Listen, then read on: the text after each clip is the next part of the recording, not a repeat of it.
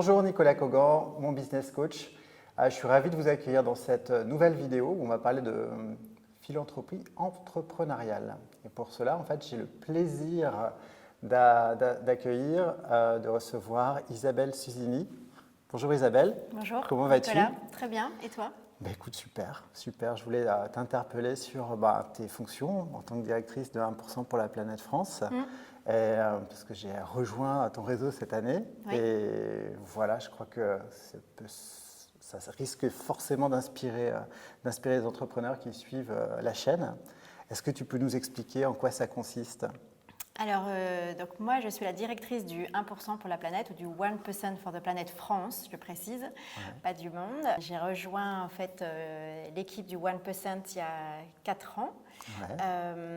Auparavant, en fait, j'étais un peu tombée dedans, pas quand j'étais petite, ça serait beaucoup dire, mais il y a au moins 10 ans quand ça s'est créé, parce que je travaillais chez Patagonia. Et c'est Patagonia qui est, en tout cas Yvan Chouinard, le fondateur de Patagonia, qui est aussi le fondateur du 1% for the Planet. Tout à fait. Et donc aujourd'hui, je m'occupe de la filiale, enfin si on peut appeler ça une filiale, en tout cas de l'entité d'intérêt général qui s'appelle donc le 1% for the Planet France. Donc voilà, je suis chargée de développer ça, j'en suis la directrice, et puis j'ai une équipe avec moi qui m'aide à faire ça maintenant. Génial. Avec l'organisation d'événements comme le RAP par exemple. Alors, par exemple, c'est une des activités qu'on a, mais c'est une de nos plus grosses activités, effectivement. Il faut bien comprendre que nous, notre objectif, c'est de faciliter les flux financiers et surtout d'augmenter la philanthropie environnementale. Parce que la philanthropie environnementale, donc c'est les sommes mises pour soutenir les projets d'intérêt général, spécifiquement sur l'environnement, c'est le parent pauvre. Elles reçoivent malheureusement, les projets reçoivent très peu d'argent. C'est entre 3 et 7% des sommes de toute la philanthropie qui sont dédiées à la protection de l'environnement, ce qui paraît aberrant par rapport aux enjeux. C'est rien, quoi, c'est peanuts. Ouais. Et donc nous, notre cheval de bataille, c'est ça, c'est faire en sorte que, en particulier les entreprises, mais aussi les individus, pourquoi pas, mais d'abord notre première cible, c'est les entreprises, c'est les convaincre d'être philanthropes, et spécifiquement sur l'environnement. Et donc parfois, ça peut se faire lors d'événements, parce que on s'est rendu compte que pour bien faire comprendre que c'était la philanthropie environnementale et pour donner envie aux entrepreneurs d'être philanthropes, il fallait leur présenter des projets, qui tiennent la route. Et donc, ce qu'on fait, c'est qu'on présélectionne la crème de la crème des projets environnementaux et on les fait pitcher pendant 2 jours pendant les rencontres associations philanthropes. Génial. Ça représente combien d'associations à peu près? Au 1%, rien que pour la France, on a à peu près 500 associations qui sont agréées, c'est-à-dire des associations qu'on présélectionne pour recevoir les fonds 1%. Et là-dedans, il y en a un peu plus d'une centaine qui ont candidaté pour ces fameuses rencontres. Et nous, on a présélectionné 42 projets. Donc, c'est les 42 meilleurs projets. Il n'y en avait pas 70 qui étaient mauvais, mais c'est les 42 meilleurs projets. Tout ça classé dans 7 thématiques environnementales. Ça va de la biodiversité, à la santé, à l'agriculture, au climat. Toutes les thématiques environnementales sont traitées pendant ces 2 jours. Génial. Et ça, tu as 100% du réseau qui se déplace dessus? Parce que du coup, tu as, je lisais, 300 entrepreneurs aujourd'hui. 340, ça n'arrête pas, c'est génial, c'est une grosse progression. Ouais. Donc il y a une bonne prise de conscience des entrepreneurs en fait, et la solution du 1% est tellement simple qu'on arrive à convaincre de plus en plus de monde. Parce que c'est le message, c'est quand même le 1%. Pourquoi c'est le 1%? C'est 1% du chiffre d'affaires dédié à la philanthropie. Bien sûr. Et donc ces 340 entreprises ne se déplacent pas pendant les rencontres associations philanthropes. Ça serait bien, mais elles sont partout réparties en France, donc tout le monde ne peut pas venir. Mais il y a quand même un bon nombre des entrepreneurs qui sont là. Et puis surtout, on arrive à finalement intéresser d'autres entrepreneurs qui ne sont pas encore au 1% ou des fondations, des acteurs vraiment engagés de la philanthropie environnementale. Ils sont tous dans la même salle pendant 2 jours ou 2 heures, après c'est un peu au choix. Mais du coup, ils sont ensemble dans un esprit de cofinancement des projets. Et c'est ça qui est le plus intéressant, c'est les rencontres humaines. Ils vont rencontrer les porteurs de projets directement, en chair et en os. Ce n'est pas un dossier PDF ou Oui. quelque chose en ligne, ce n'est pas une plateforme, ce sont des vrais êtres humains. C'est humain, voilà. C'est juste humain. Et donc, ils vont les écouter, ils vont pouvoir échanger, et puis ils vont pouvoir échanger entre entrepreneurs et mécènes sur est-ce qu'il faut soutenir ce projet, est-ce que ceux qui les ont déjà soutenus, est-ce qu'ils peuvent témoigner, faire un retour d'expérience sur la qualité je sais pas, du reporting, est-ce qu'ils sont solides, voilà. Donc, tout ça, c'est des échanges entre personnes qui ont plus ou moins d'expérience dans la philanthropie ou dans l'environnement, mais c'est très hybride et c'est ce qui fait La richesse, beaucoup de richesse. quoi, finalement. C'est ça. Super. Et là, aujourd'hui, sur ces entrepreneurs, on parle de 340, avec une belle croissance en ce moment. C'est quelle catégorie d'entrepreneurs? Parce que là, il y a peut-être des entrepreneurs qui nous regardent, qui ont des réseaux avec des centaines de magasins. D'autres sont peut-être primo-accédants à l'entrepreneuriat avec des microstructures. Tu as quoi comme panel de On professionnels? a 95% des entreprises qui sont au 1% sont des TPE. D'accord. Parfois, ce sont des entreprises qui sont en création et donc qui mettent dans leur business model la philanthropie dès le départ. C'est ça qui est assez extraordinaire. Ils ont 0 de chiffre d'affaires, mais ils s'engagent dès le départ à être philanthropes. Et puis après, on a moins de 10 entreprises de taille intermédiaire. Ça va être Léa Nature avec une dizaine de ses marques bio qui sont à 1%. Ça va être Caudalie. Il y a évidemment Patagonia comme membre historique. La boulangère bio, Maison du Monde, chacun pour des périmètres, en tout cas pour Maison du Monde pour un périmètre spécifique. Voilà, c'est un certain nombre d'entreprises de taille intermédiaire. Il n'y a pas d'énormes entreprises cotées en bourse. Il n'y a que Maison du Monde qui est cotée en bourse parce qu'ils sont rentrés quand ils étaient encore entreprises familiales. Le point commun de tous ces entrepreneurs, à la limite, peu importe la taille finalement, c'est des entreprises familiales au départ, avec donc, du coup un nombre d'actionnaires assez restreint et un fort engagement en responsabilité sociale et environnementale. Et si l'engagement n'est pas forcément fort, en tout cas une volonté d'aller vers une plus grande responsabilité. C'est super. Et en plus, on voit que quelque part, ça peut générer de l'adhésion au sein des équipes. Trouver un sens supplémentaire, des fois même plus grand que celui de l'entreprise elle-même.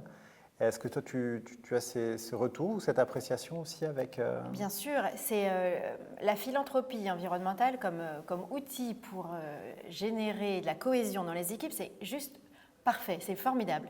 Chez Patagonia, nous, on faisait des comités internes pour décider de où allait aller notre 1%.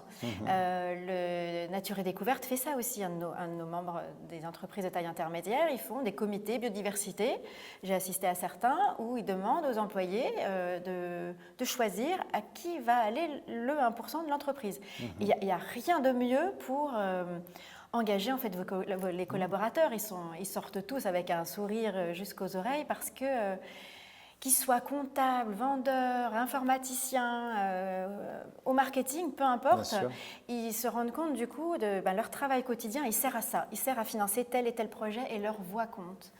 Et ce que tu ne dis pas là, c'est que tu accompagnes, il y a dans les boîtes à outils dont dispose le réseau, tu livres aussi des conseils pour animer, pour développer tout ça. Les rencontres associations philanthropes, c'est un outil extraordinaire parce que ces 2 jours de rencontres, comme tout est en ligne au préalable, on incite les membres à organiser des votes avant les rencontres et avant d'annoncer leur financement, de faire travailler leurs collaborateurs, réfléchir justement où vont aller leurs 1%. Donc on incite les membres à faire voter leurs collaborateurs. Ça, c'est génial. Je crois que c'est important en fait, d'entendre ce message-là parce que bien sûr, ça vient nourrir le socle de valeurs, mais ça a des bénéfices internes aussi en cohésion. Je trouve que c'est vraiment brillant comme approche. Vraiment génial. Très bien. Là, aujourd'hui, vous avez des ambitions de développement qui sont importantes en termes de volume. Il y a quelque chose que tu t'es imaginé, un rêve fou? Écoute, si, le rêve fou, ce serait d'atteindre les 1000 entreprises, 1000 entreprises, forcément. C'est un peu, je sais pas, un chiffre un peu Un premier palier. Un premier palier. Enfin, Ouais.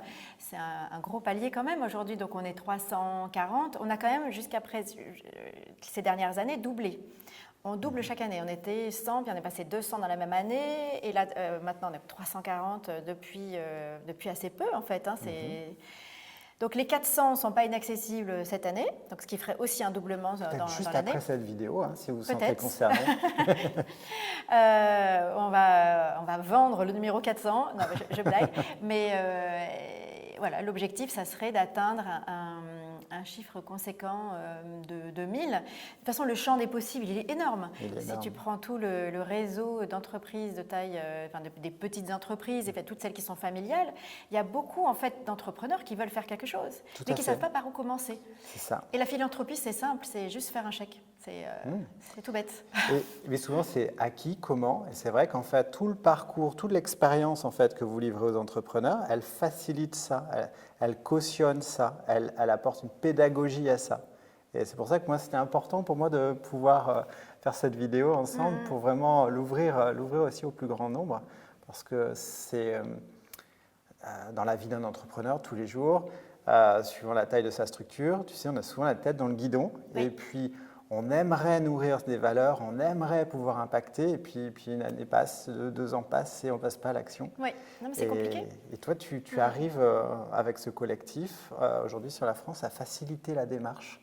Je trouve que ça salue comme démarche. Voilà. Écoute, on essaye. Ce qui est aussi important dans notre volonté de simplifier cette philanthropie en présélectionnant des projets qui sont vraiment valables à soutenir, ce qui est important aussi, c'est que ce n'est pas de l'autodéclaratif. Le travail du 1%, c'est aussi de vérifier les flux financiers. Donc, ce n'est pas juste « je suis philanthrope et je peux l'annoncer, personne ne vérifie ».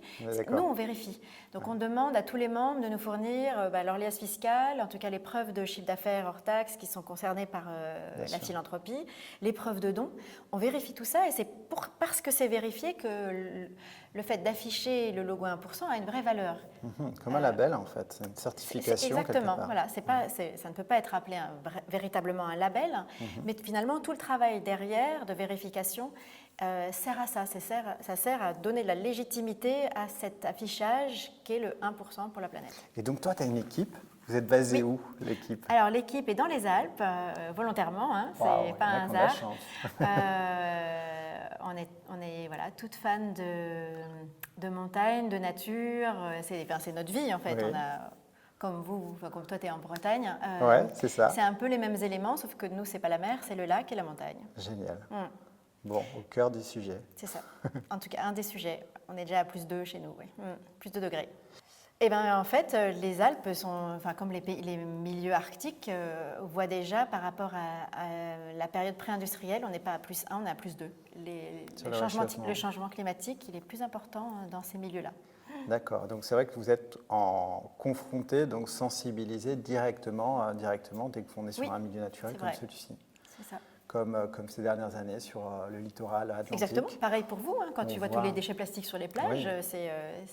Nous, ce qui nous a marqué cette année, c'était vraiment les mammifères, beaucoup de mammifères marins échoués. Et quand on grandit sur la côte comme ça, quand on est en montagne, on est sensibilisé à son environnement. C'est sûr. Et là, cette année, c'était pour moi en tout cas, c'était un vrai choc. Et donc là, tu parles de comité, en fait, donc il y a des parrains par comité ou par thématique, comment ça fonctionne? Là, quand je te parlais des comités, c'est les comités tu as des entreprises qui font des comités avec des employés, des collaborateurs pour les faire voter ou les faire choisir les projets qu'ils veulent soutenir. Ok, d'accord. Mais nous, on a fait un comité avant les rencontres associations philanthropes. Au tout début, on a fait un comité où on impliquait les membres 1%. Ça aurait pu être toi, ou ça sera peut-être toi l'année prochaine. On a une dizaine de membres 1% qui se sont portés volontaires pour faire la présélection des projets. Ah oui, du coup, les 42 projets qui pitchent ces jours-ci, c'est des projets qui ont été choisis par les membres 1%. Super. Et donc, qui reflètent aussi la diversité du réseau. Ah, génial. Donc finalement, tout le monde se retrouve dans ce réseau sur les pôles d'intérêt, les différents domaines sur lesquels il y a un impact. Oui. Parce que finalement, là, vous choisissez où va votre impact, en majeure partie. Et si par exemple une entreprise, prenons le cas peut-être d'entrepreneurs qui nous regardent, qui dit, voilà, moi je voudrais vous confier mes 1% parce que structurellement, je ne vais pas pouvoir m'organiser avec mon équipe, mes clients ou mes partenaires à faire des présélections. Oui. Comment ça fonctionne, Isabelle? Alors ça, c'est en fait, tout est possible. Nous, on est un fonds de dotation, donc on a une structure d'intérêt général. Administrativement, on peut recevoir les fonds des membres 1%. Donc c'est exactement ce qui se passe. Il y a des entités qui n'ont pas encore eu le temps d'installer, je ne sais pas, quelqu'un qui va s'occuper du mécénat ou de la philanthropie. Donc ils nous confient leur 1% et nous, on va justement bénéficier de cette intelligence collective qui se dégage des rencontres associations philanthropes pour reverser tout le 1% qui nous est confié tout au long de l'année au meilleur projet. Donc, ce n'est pas notre décision, c'est une décision collective. D'accord, très bien. Donc, il y en a certains qui nous confient leur 1%, puis il y en a d'autres, que ce soit des entreprises un peu plus grosses qui ont leur responsable mécénat ou qui ont même leur fondation. Ils passent par leur fondation pour faire les fonds. Pour faire les financements, pardon, mais l'essentiel, c'est que nous, on vérifie tous les flux et donc on vérifie bien qu'il y a 1% qui est versé. Ça représente du coup un gros travail. Vous êtes combien dans l'équipe? On est aujourd'hui, on double cette année en fait, aussi en termes d'équipe. Jusqu'à présent, on était 2 et maintenant, on va être, on va dire, 4 équivalents temps plein. Ok. Bon, Donc, c'est bon signe. C'est bon signe parce qu'il y a plein de choses à faire. Et si on veut vraiment rentrer dans ce sprint pour accélérer la transition, il faut beaucoup d'énergie. Et je crois que tu n'en manques pas. Écoute, oui, mais bon, il faut aussi du temps. Il faut aussi. Donc, j'ai une équipe qui est formidable, qui va nous aider à passer ce cap-là, peut-être des 1000 rapidement. Génial. Moi, je peux en témoigner parce que les seuls contacts que j'ai eu au téléphone avec l'équipe, à chaque fois, c'était charmant, efficace. Ah ben, super. Voilà, donc c'est vraiment important de l'entendre. Donc, c'est simple, avec un vrai impact. Super, Isabelle. Est-ce qu'il y a des choses que tu souhaites rajouter à apporter à la connaissance du plus grand nombre? Et écoute, après, moi, c'est ce que j'ai envie de dire à la plupart des gens, c'est que ce soit des entrepreneurs ou des individus, c'est que le don, c'est important. Le don, le partage, la générosité, évidemment, et en particulier sur le sujet de l'environnement, parce que finalement, le sujet de l'environnement nous touche, nous, en tant qu'êtres humains. Donc, nous, on est vraiment sur essayer de convaincre un maximum de personnes de donner à la cause environnementale. Et pour les convaincre de donner à cette cause environnementale, on essaie de créer du lien entre juste êtres humains. Donc on est moins sur des plateformes. On en a des plateformes, on a bien entendu un site web performant, etc. Mais nous, ce qui nous importe, c'est l'humain. Et ça peut que résonner, que ce soit dans le comité Mon Business Coach ou dans ce qui se passe aujourd'hui, parce qu'on traite souvent les thématiques de réseau et la puissance d'un réseau humain basé sur des valeurs. Oui. Et je crois qu'aujourd'hui, l'association 1%, ça véhicule vraiment ça. C'est important de le souligner. C'est la force du collectif. La force du collectif. Il faut vraiment compter dessus. Et tout ce qui avance réellement fort aujourd'hui avance en réseau. Donc c'est vraiment, vraiment important. Super. Pour moi, Isabelle, ça a été simple, rapide et efficace d'intégrer ce réseau. Comment on rentre dans le réseau si on doit expliquer aux entrepreneurs qui nous regardent? Alors c'est très simple. La première étape, en fait, c'est d'aller sur notre site web. Il y a un onglet qui s'appelle Devenir membre. Une fois que vous avez étudié qui on est et que vous êtes convaincu par nos convictions et notre message, donc c'est juste aller sur le site. Il y a un questionnaire en ligne qui prend exactement 30 secondes à remplir. C'est quelques informations sur l'entreprise. Est-ce que c'est une SAS, une SARL, etc. Le chiffre d'affaires. Ce qui va être important de déterminer, c'est le périmètre. La plupart des entreprises qui nous rejoignent, c'est sur un périmètre global. C'est l'entreprise qui rejoint, qui donne 1% de son chiffre d'affaires hors taxe. Mais parfois, elle peut sélectionner un périmètre un peu plus restreint parce qu'elle veut essayer ou parce que, pour différentes raisons, elle va par exemple avoir une marque bio et une marque non bio. Elle va plutôt faire rentrer la marque bio dans le 1%. L'essentiel, nous, c'est que la communication va être identique au périmètre. On ne peut pas évidemment communiquer sur le 1% si c'est sur un périmètre plus restreint que la réalité de la communication. Donc nous, il faut déjà se mettre d'accord et l'entrepreneur doit déjà avoir une idée du périmètre qu'il veut engager dans sa philanthropie. Et après, ça te prend 48 heures. C'est un contrat, c'est très rapide, c'est un contrat sur... Effectivement, c'est la définition du périmètre, quand est-ce qu'on commence, et puis où l'entrepreneur prend bien conscience de ce que ça veut dire en termes de reporting. Nous, on va lui demander certaines pièces pour prouver son 1%. C'est aussi un gage de sérieux.